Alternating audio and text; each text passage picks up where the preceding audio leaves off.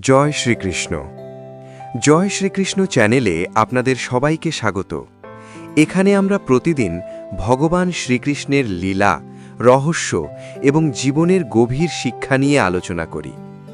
আজকের এই ভিডিওতে আমরা জানব মহাভারত যুদ্ধের পর পাণ্ডবদের জীবনে কি ঘটেছিল, কেন জয়ের পরেও তাদের জীবনে নেমে এসেছিল গভীর দুঃখ, আর কিভাবে শেষ হয়েছিল তাদের জীবনের শেষ যাত্রা। ভিডিওটি শেষ পর্যন্ত দেখুন, কারণ শেষের শিক্ষাটি আপনার জীবনকে অন্যভাবে ভাবতে বাধ্য করবে। কুরুক্ষেত্র যুদ্ধ শেষ হয়েছে, কিন্তু সেই যুদ্ধক্ষেত্র এখনও নীরব হয়ে দাঁড়িয়ে আছে, যেন সে নিজেই শোক করছে।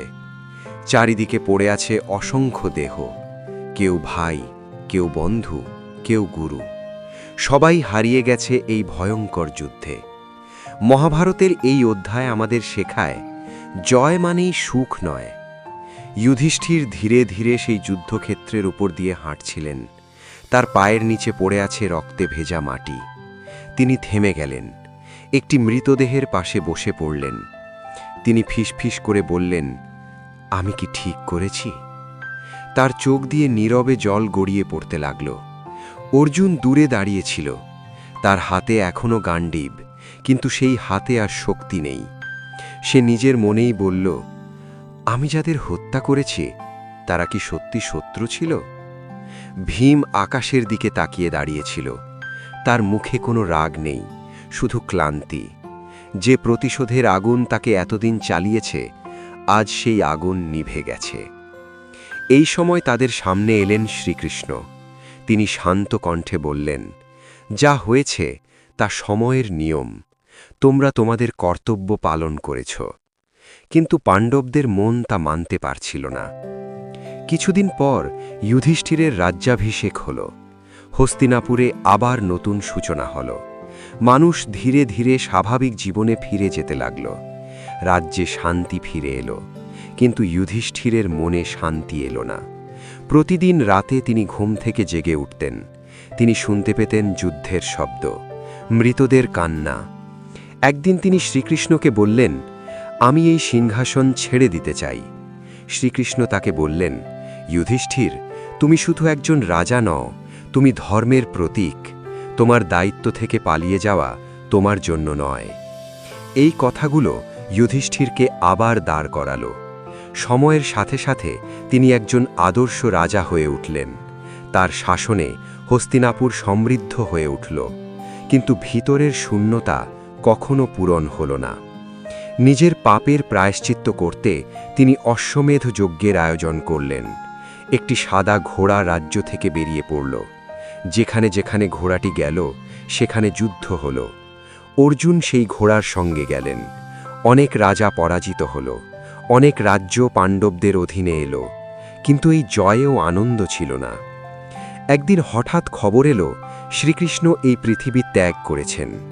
এই খবর শুনে যেন বজ্রপাতের মতো নেমে এলো।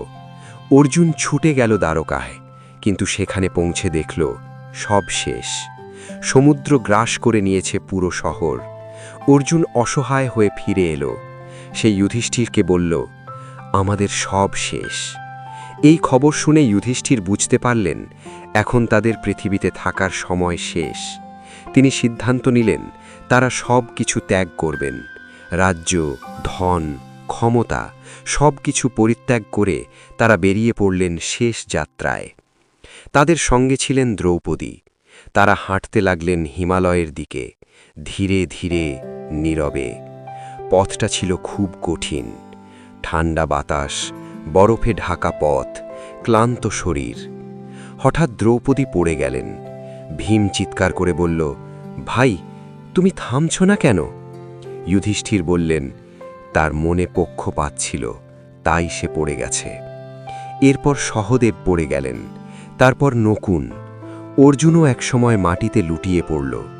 ভীম বারবার প্রশ্ন করছিল, আর যুধিষ্ঠির শান্তভাবে উত্তর দিচ্ছিলেন। শেষে ভীমও পড়ে গেল। সে শেষবার বলল, আমি তো সব সময় তোমার পাশে ছিলাম। যুধিষ্ঠির থামলেন না। তিনি শুধু বললেন, তুমি অহংকার করেছিলে। শেষে শুধু যুধিষ্ঠির বেঁচে রইলেন। আর একটি কুকুর তার সঙ্গে চলতে লাগল। এই কুকুরটি তাকে এক মুহূর্তের জন্যেও ছেড়ে যায়নি। অবশেষে তারা স্বর্গের দরজায় পৌঁছল। ইন্দ্র বললেন, যুধিষ্ঠির, তুমি স্বর্গে যেতে পারো, কিন্তু এই কুকুর যাবে না। যুধিষ্ঠির শান্তভাবে বললেন, আমি একা স্বর্গে যাব না। যে আমাকে শেষ পর্যন্ত সঙ্গ দিয়েছে, আমি তাকে ছাড়ব না। এই কথা বলার সাথে সাথে কুকুরটি তার আসল রূপ ধারণ করল। সে ছিল ধর্মরাজ। যুধিষ্ঠির পরীক্ষায় উত্তীর্ণ হলেন। তারপর তিনি স্বর্গে প্রবেশ করলেন এবং প্রমাণ করলেন, ধর্ম শুধু কথায় নয়, কাজে প্রমাণ করতে হয়। এই গল্পটি আমাদের শেখায়, জীবনে জিতলেই সব পাওয়া যায় না। সত্যিকারের জয় হল নিজের ধর্ম পালন করা। যদি এই গল্পটি আপনার ভালো লেগে থাকে, তাহলে ভিডিওটি লাইক করুন, শেয়ার করুন এবং জয় শ্রীকৃষ্ণ চ্যানেলটি সাবস্ক্রাইব করতে ভুলবেন না। জয় শ্রীকৃষ্ণ।